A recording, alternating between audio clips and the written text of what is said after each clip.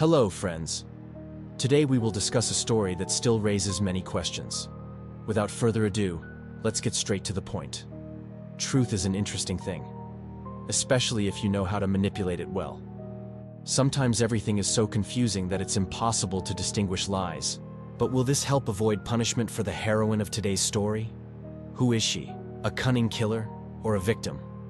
Who finally managed to gather strength and fight back against years of tyranny? Mindy Bereni lived in a small farming town in a middle-class family in Antwerp, state of Gaia. Her mother's name was Shirley. Back in school years, she met her future husband named Mindy Bereni. At that time, he was 18 and Shirley was 17. She was still studying in high school. Meanwhile, her boyfriend had already received his diploma, managed to become an auto mechanic and was doing quite well. The relationship developed rapidly, and the couple got married a few months after meeting. Unexpectedly for everyone, Shirley discovered she was pregnant by another guy whom she had dated before Andy. She hadn't cheated on Andy. It just happened to coincide. Shirley hesitated for a long time, not knowing how to tell him, and needlessly so. Her beloved accepted her and the baby as his own. The couple lived together for 15 years. 3 children were born in this marriage.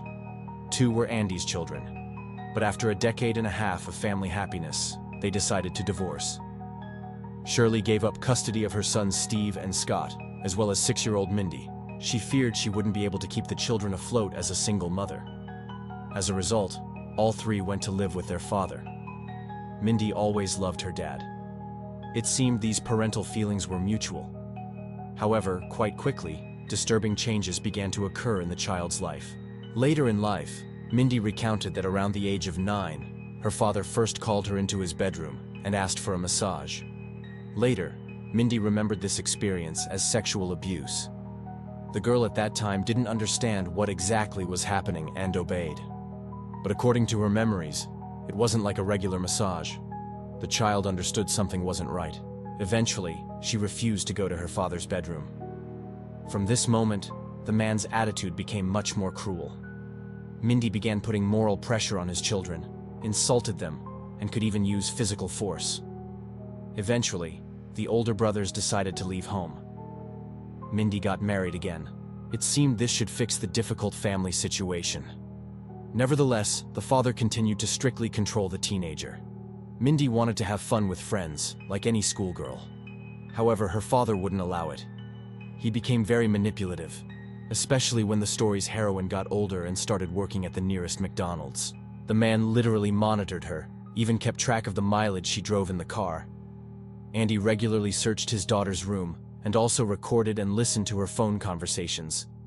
When the man would leave home, leaving his daughter alone, he would disconnect the phone so she couldn't communicate with anyone without his supervision.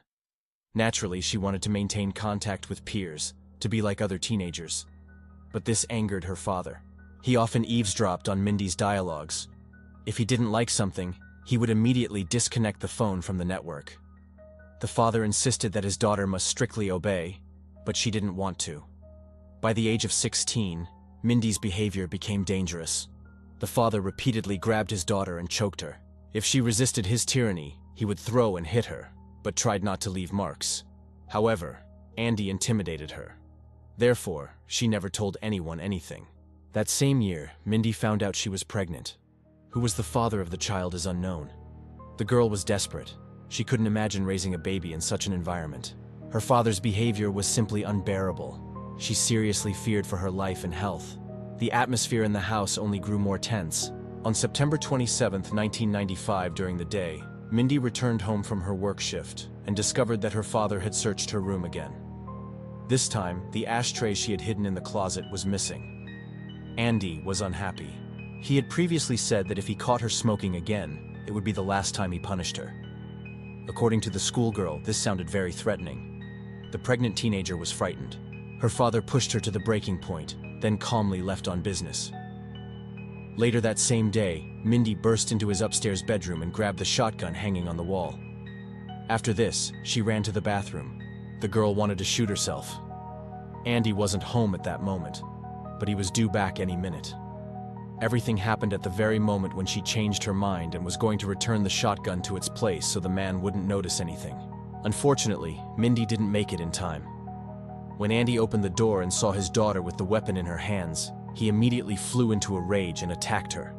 According to Mindy, she was very frightened and was sure this was the end. The man turned away to close the door and said he would teach her a lesson now. Several seconds later, a shot rang out. Around 4 o'clock on September 27th, Johnny, Andy's second wife, called the police station. She said that Mindy had shot her father with a shotgun. The police arrived at the call and found the man bleeding on the floor of the house. The 16-year-old pregnant schoolgirl insisted it was self-defense. According to the girl, she had endured years of physical, sexual, and emotional abuse, moral pressure, and total control from her tyrannical father, who severely punished her for the slightest transgressions. She had to fight back against the man, but she accidentally shot her father. The lawyers readily accepted this version from the girl and planned to seek their client's acquittal. But a big problem was the fact that Mindy had barely shared her experiences and problems with anyone. Andy wouldn't let her communicate with anyone without his supervision, so she literally had no opportunity to tell friends about her problems. There were also no marks on her body. This factor promised great difficulties. Convincing the jury of self-defense without witness testimony and evidence became much harder. The girl's mother insisted that she really did have problems with her father. Mindy managed to contact her several times. Each time the schoolgirl complained about her father's cruel treatment. The mother didn't take any action, since these were isolated incidents, after which her daughter herself said everything was fine. She thought young Mindy was just exaggerating all the problems. Now the girl claimed that her father had intimidated her, so she had to cover for the man. Shirley confirmed that he had behaved similarly in their marriage. When the woman spoke with detectives at the station, she described how she herself had endured similar attacks from her husband. This became the main reason for their separation. However, she simply didn't believe that her ex-husband would use the same method of control on their daughter. The information isolation also made it difficult to understand the scale of what was happening. The girl couldn't freely communicate with anyone. She barely managed to find a few minutes to call someone on the phone without Andy's control. Shirley was on her daughter's side. However, Andy's close relatives all fully supported the man. They insisted he was never cruel or manipulative. Mindy had been a restless and very disobedient child from the beginning. With age, the girl's worst qualities only intensified. She was described as a pathological liar, a rebel who constantly tried to run away from home. She succeeded multiple times. From their words, one could conclude this wasn't self-defense, but rather a calculated, brutal murder of a person who was trying with all his might to protect his child from problems. His second wife, named Johnny, with whom he had lived for 8 years, spoke in his defense. She described Andy as a loving husband and devoted father who had raised 2 sons and did everything for his ungrateful daughter. She considered the man a paragon of family virtue who was being portrayed as a tyrant to justify a brutal murder. According to Johnny, Andy devoted all his free time to the children. They often went to the river near the house, fished, and went boating. This was confirmed by all the deceased's neighbors, but they didn't know about the daughter's rebellious nature and hadn't heard about the tense atmosphere in the family. Johnny described her husband as a hard worker who devoted his life to family. She didn't entertain the thought that he could be an abuser of his own daughter. Though Andy was quite a strict father and maintained discipline in the house, this seemed normal for a man. Nearly everyone in his immediate circle supported this view. No one could imagine that he had been torturing his child for years. Some of Mindy's relatives also turned against her. Her paternal grandmother and grandfather, who lived 2 houses away from the Bereni family, as well as an aunt named Linda. They had never heard of any violence toward her. Andy's relatives described the 16-year-old teenager as a rebel who was ruining her life before her father's eyes. The man simply couldn't watch this, so he became stricter with her. The girl lied about everything, regularly ran away from home. Andy even suspected she was using prohibited substances. The schoolgirl repeatedly stole her father's car. He really was forced to implement quite strict rules, as her life and behavior seemed dangerous and harmful. The deceased's wife, Johnny, knew that Andy really did block the phones. The reason for this was Mindy's call to friends. The girl wanted to run away again. This time her plans seemed serious and very dangerous. Using parental controls, the man wanted to prevent similar incidents from recurring, so he disconnected the home phone. Then the father found out she had skipped work. After this, the man periodically checked the mileage. He didn't want her to lose her job at McDonald's. The searches of the teenager's room began when Andy first suspected she was smoking marijuana. With these details, It seemed the deceased's behavior didn't go beyond parental control and healthy guardianship. Of course, this became one of the prosecution's trump cards. During the months leading up to the murder, Johnny kept a diary recording many of Mindy's unpleasant actions. She was the kind of girl who loved breaking rules and having fun no matter what. It was impossible to stop her at such moments. Every escape from home was documented. And in the last 2 months, she had made 3 attempts. There were also many descriptions here of how the schoolgirl could lie around in bed drinking alcohol for days. Meanwhile, she constantly lied. In the end, relatives simply couldn't trust her. According to Johnny, it wasn't Mindy who should have feared her father. In fact, her behavior was so uncontrollable that even Andy's new wife feared for her life. She had often heard the schoolgirl say such things to her father that were terrifying. Johnny couldn't imagine what Andy was experiencing. This continued for years. According to Johnny, only once did Andy lose control, grab his daughter by the throat and throw her against the wall. He clearly had no intention of harming the teenager. He just wanted her to be quiet and stop behaving that way. The woman completely denied the very possibility of sexual abuse of the teenager. Furthermore, she had never heard Andy insult his daughter in response or call her worthless. Emotionally pressured and humiliated her in any other way, as Mindy described. Johnny was in the house when Andy died. She saw that the girl had been behaving erratically all day. However, she couldn't imagine how it might end. Such teenage behavior was regular. Therefore, the woman didn't pay special attention to it. However, she didn't see the shotgun missing from her husband's bedroom. Otherwise, she would have raised the alarm. Everything changed when Johnny heard the bang. The stepmother immediately went downstairs and saw Mindy pointing the shotgun at her own head. The woman managed to take away the weapon. No one was hurt. At first, she thought the girl was just trying to get attention. But when she went to the kitchen, she saw Andy's body through the open door. The man was lying on the floor near the entrance. His wife called his name, but he didn't respond. She came closer. A large pool of blood was spreading beneath him. Johnny ran over and wanted to help, but it was too late. Mindy had killed her father, whom she had hated for years without real cause. The woman insisted that Andy had all this time simply wanted to help the girl, protect her from life's problems. The responding officers put the teenager in the patrol car and took her to the sheriff's office, where Mindy confessed to killing her father with tears in her eyes. Johnny stated at the station that the murder was premeditated. She knew the schoolgirl well, understood that not a single word of hers could be believed. The lawyers were looking for a way to whiten the rebel's image, otherwise proving innocence would be difficult. Johnny was sure from the start that Mindy was trying to deceive everyone once again and avoid punishment for a monstrous crime. The lawyers insisted that the story's heroine had been beaten down emotionally and physically. And only at that moment did she dare to fight back, when she felt a real threat to her life and her child's life. When Mindy found out she was pregnant at 16, she simply got scared, as she believed that now her father would definitely kill her. She couldn't just go up to him and tell him what had happened, as in any case she wouldn't have received understanding according to her words. Andy's family, led by his second wife, believed that the prosecution would manage to show the true face of Mindy Bereni, who was a pathological liar and calculating killer, ready to invent any lie just to escape justice. The girl's main ally remained her mother, Shirley. The prosecution had many trump cards, even besides the large number of supporters of the deceased. The prosecution tried with all its might to refute Mindy's testimony about tyranny in the family. As an example, they even presented a poem written by the girl. The notebook page was found in the nightstand. According to the prosecution, she described the murder, which was confirmed by a small drawing at the bottom of the page. The image depicted a bleeding heart pierced by a knife. The prosecution believed that Mindy had carefully planned the crime. When the schoolgirl took the shotgun from her father's room, it wasn't done to take her own life. The bathroom was directly across from the room. It was enough to walk a couple of steps and calmly do everything. According to the prosecution, this was clearly not done to harm herself, but to ambush Andy and deal with him. The first-floor bathroom was a perfect place for an ambush. Through the open door, the entire living room and front door were visible. Even locked from inside, one could observe the entrance through the gap. Given the time intervals, the story's heroine sat here for about an hour, waiting for her father. During all this time, she could well have managed to carry out what was planned and return the weapon to its place.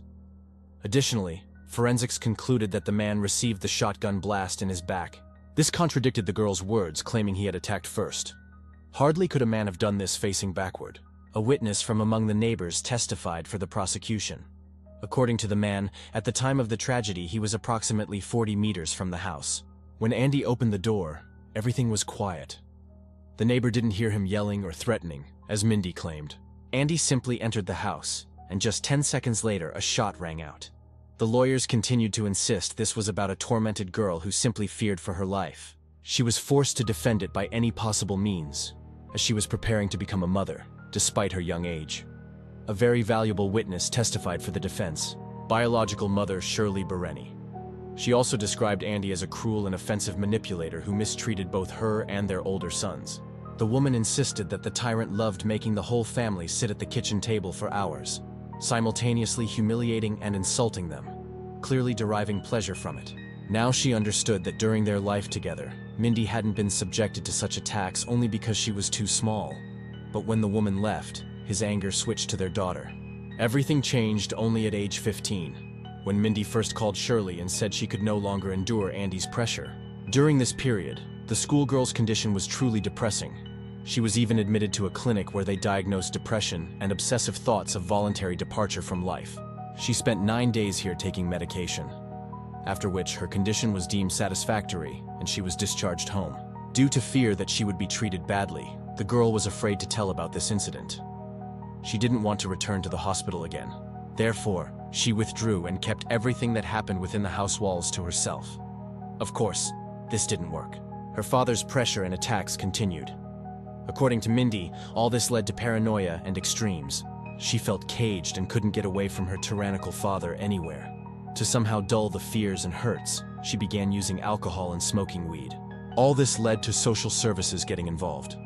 In fact, Andy himself contacted the government structure, hoping to deal with Mindy's troubling behavior. Unexpectedly for the man, when child abuse investigator Laura Alvarado spoke with Mindy, she took the teenager's side. In her opinion, the child wasn't disobedient or uncontrollable. It seemed the schoolgirl was simply worried and intimidated. She was afraid of what was happening within the parental home walls. According to Laura, Mindy begged for help. She even said she was ready to go to a foster family, just to get away from her father. Mindy complained that her mother wouldn't take her. The woman didn't want anything to do with her because of giving up custody. According to the social worker, all this looked like a child backed into a corner, not a rebel ready to take up arms for pleasure. Unfortunately, Child Protective Services' hands were also tied, as the story's heroine was underage. Therefore, the decision about what to do with her had to be made by her official guardian, meaning her father. Laura spoke with Mindy several times. According to the woman, the last meeting differed from all the others and seemed more troubling. It seemed the girl didn't want to open up anymore and had withdrawn. Probably Andy had intimidated her, but subsequent checks revealed no problems. The most anticipated testimony during the hearings was Mindy's testimony in her own defense. This was a risky step, as after such decisions, jurors can either lean toward the defendant or take a completely opposite position. The key moment was trust in the words, which is precisely why the lawyer first decided to take this risk, as only Mindy could convince everyone who could be believed and who was lying. But the situation was clearly not in her favor, so the defender later suggested choosing the lesser of evils. The schoolgirl agreed to a plea deal. Thanks to this, she received a lighter sentence: 20 years imprisonment, with the right to parole after 10 years. Soon, the situation changed. Now the girl was 20, but she had served 4 years in prison and wanted to achieve justice and freedom. During this period, changes occurred in Gaia's judicial system. Now a child's suppressed state became an admissible basis for self-defense, up to murder. The lawyer could officially cite self-defense, which provided a new tool for building defense tactics. An appeal was filed and granted. This was quite a big risk. If the jury didn't recognize Mindy's story as truthful this time, she could end up behind bars for the rest of her life. The minimum term could be 33 years before being able to file the first request for early release. The story's heroine was seriously determined to clear her name and prove her truth. She had to tell her story of violence that she hadn't shared with anyone while living with her father. All witnesses for both prosecution and defense gathered, just like last time. Johnny was still having difficulty coping with the loss of her husband, and was still seriously aimed at punishing rebellious Mindy. The girl at trial again told the story of sexual abuse, as well as physical abuse, which she had endured for years until Andy's murder. According to her words, he threatened daily, made her out to be stupid, used any excuse for humiliation. She tried in every way not to cross paths with the man. Every slightest meeting led to conflicts and unpleasant dialogues. Of course, when you live in the same house, this isn't easy to do. The prosecution again began voicing old arguments. The prosecution's tactics hadn't undergone substantial changes. The first of these was the question of why Mindy didn't go to the bathroom located several meters from her father's room to take her life. Why go down to that very place which turned out to be perfect for ambushing her father? According to the girl, she did this because there was a shower downstairs. She was planning to kill herself here, so cleaning up the blood would be easier. The defendant also commented on her poem with the ambiguous drawing, saying this was how she reflected what she felt at that moment. The bloody heart was drawn after another argument with her father. The girl felt pain and emptiness. The poem was written before she decided to take the shotgun and shoot herself in the head. However, according to Mindy, once she was in the bathroom downstairs, she simply couldn't pull the trigger. She realized that she would now have a child. As a young mother should be responsible not only for her own life but also for the baby. These thoughts about life and death dragged on for a whole hour until she heard a frightening noise. Father had returned. She realized she had missed her chance and would no longer be able to return the weapon to the room unnoticed. Mindy understood how enraged he would be when he learned what his daughter had tried to do. Against the backdrop of her mental anguish, she understood that she would fight for her life and her child's life at any cost. The defendant also explained why the shot occurred in her father's back and how he could have attacked her while facing away. According to her, Mindy shouted for her father to check the answering machine. The girl planned to run past him to secretly return the weapon to his room. But when she went into the kitchen, she saw that he had started to turn around and saw the shotgun. Mindy realized that he would rush at her now and she would be finished, so she pulled the trigger. Now it became obvious to the jury that there was no fight for life or screaming. This was confirmed by both Andy's wife Johnny and the neighbor who was near the house. The case increasingly looked like premeditated murder rather than self-defense. At the end of the first phase of hearings, an anonymous call was made. As it turned out, there was a woman on the jury who knew Mindy's story. She had specifically come from another state as she was touched by these events. The woman was clearly biased. Therefore, they decided to hold a retrial with a new jury. Now the defense was going to bring a new witness to the case, who turned out to be Mindy's treating physician. Snimana communicated during the period when she first ended up in a hospital bed due to depression and obsessive thoughts about voluntary departure from life. The expert confirmed that the girl was in deep depression and had clear signs of post-traumatic stress. She flinched at every rustle and sound of footsteps. The psychiatrist agreed with Mindy Bereni's story that she was subjected to humiliation and abuse by her father.